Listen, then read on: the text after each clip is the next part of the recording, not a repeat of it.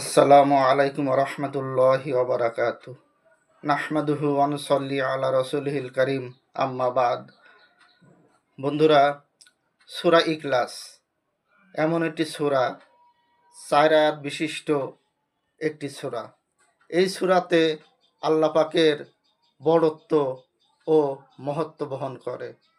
এই সূরা যে ব্যক্তি 3 বার একিনো ইখলাসের সাথে আদায় করবে, আল্লাহ পাক 30 পারা কোরআন পড়ার সওয়াব তার আমলনামায় দান করবে।